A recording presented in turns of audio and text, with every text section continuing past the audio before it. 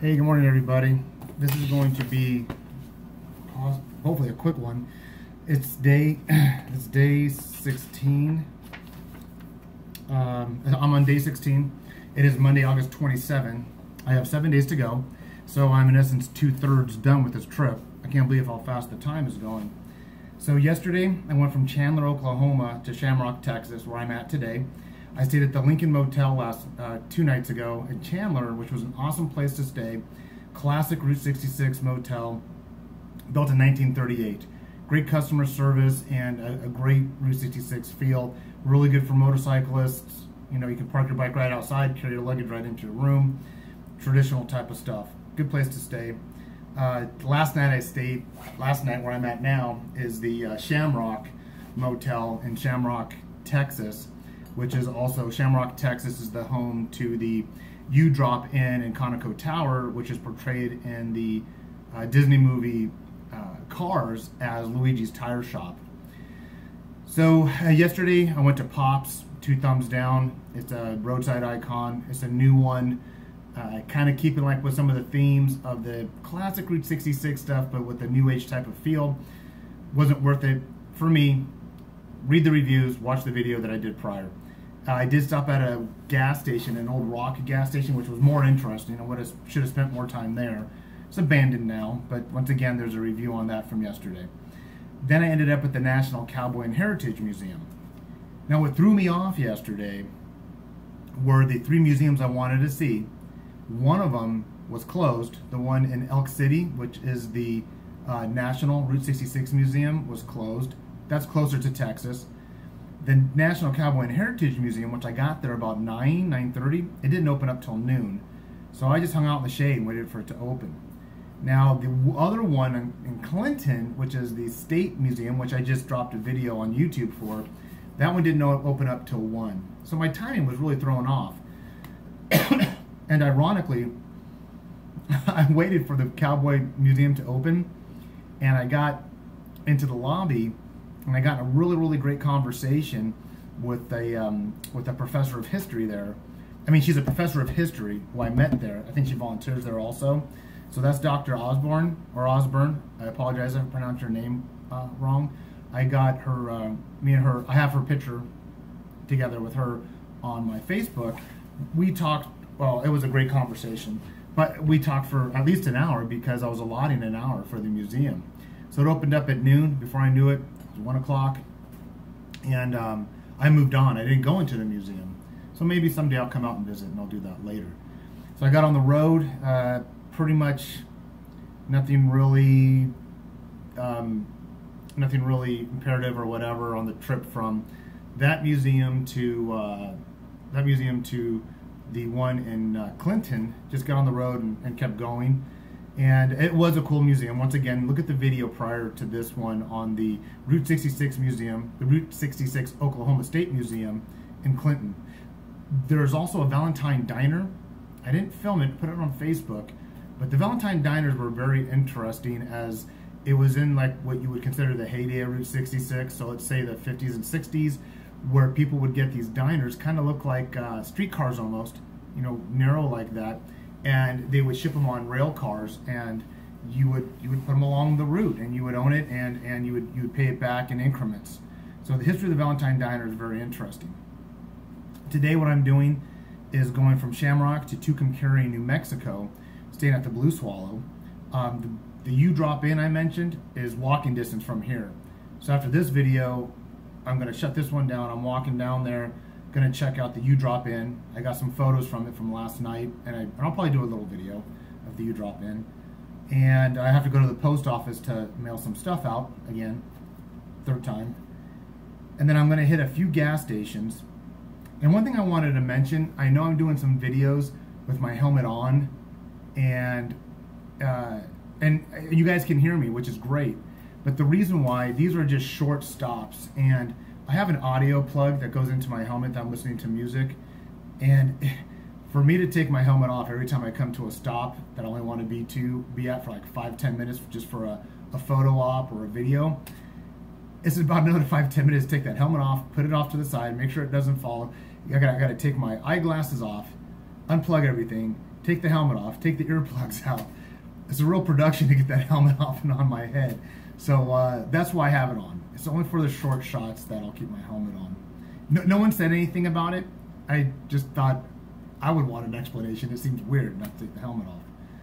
I want to hit the Devil's Rope Museum today, and the Devil's Rope Museum is it coexists with a small portion of, or it incorporates a small portion, but detailed, of the Dust Bowl and some of the specifics about some stuff I've talked about with the Steinbeck's novel Grapes of Wrath and how it affected people and what the Dust Bowl entailed. And then I'm also going to stop off at the Midpoint Cafe. One interesting part of my westbound portion of the trip is seeing people that I'd seen previously on the eastbound. So I'm looking forward to seeing some of the people I met at Midpoint. But going back to Steinbeck, yesterday when I was talking in front of the museum about the what the Mother Road means, I kept saying the Joad family came from a town called Sayre.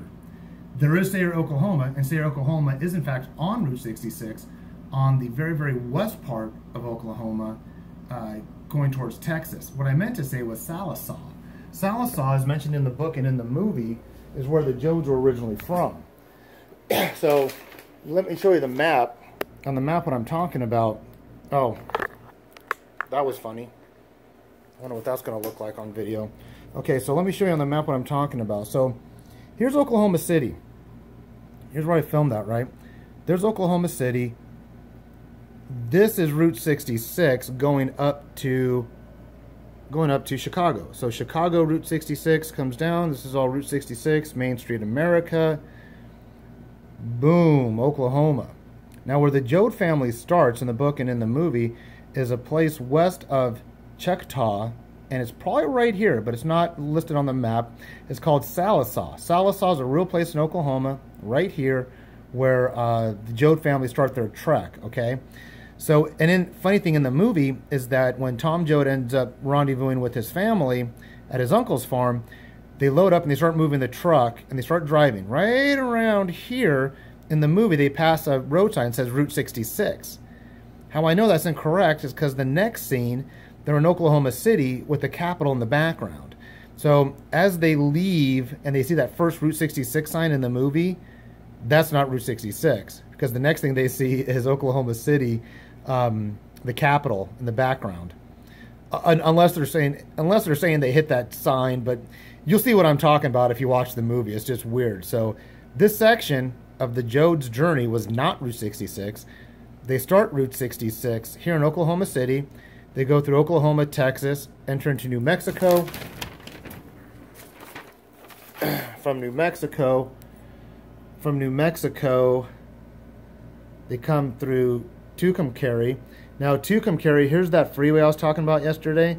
From Tucumcari, this highway would go up to the panhandle of Oklahoma to a place called No Man's Land.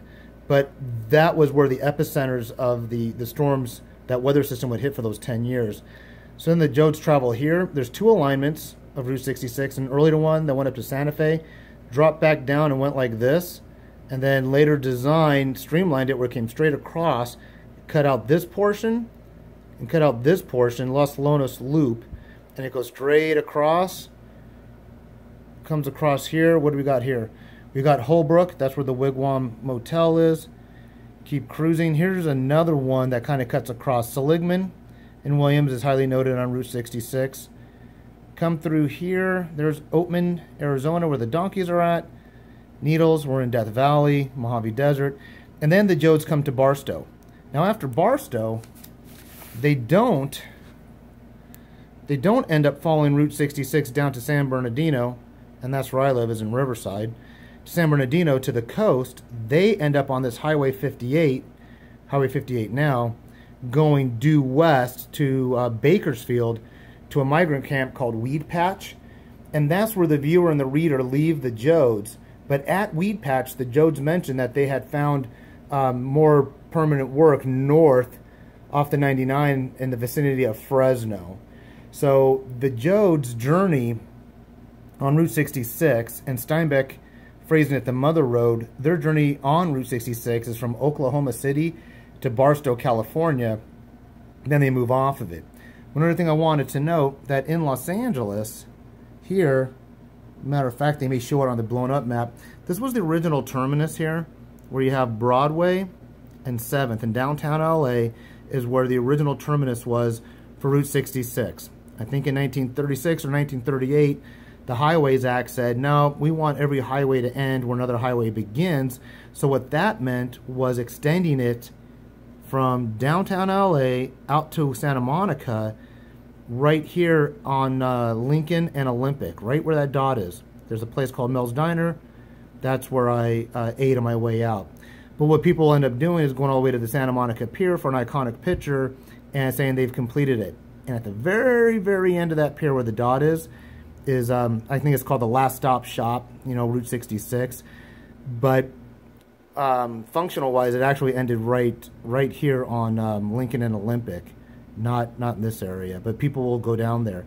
I started my trip right there at the edge of the pier. My motorcycle was parked on the pier. I went up. I have some pictures right there at Lincoln and Olympic, which was the last real world terminus, and I do have some pictures of it here in Los Angeles. So looking at the map might be a better way for all of you to understand what I was saying yesterday about where the Jode began, where Route 66 actually stops and ends. So, like I said, it's getting hot out there. I got to get to it. I got some local things to do here, then get on the road. Weather is going to be hot and dry. I've got to get some ice in my thermoses, my water containers, and go. So, with no further ado, I'm going to end this one. Like, subscribe. If your passion is riding, get out there and do it. If your passion is anything else, it's meeting people, traveling, climbing mountains, preserving nature. Really, there's so many things out there that everyone has a different passion, but the most important thing is get out there and do it and fulfill it. You won't regret it. It's your journey. Make it a good one.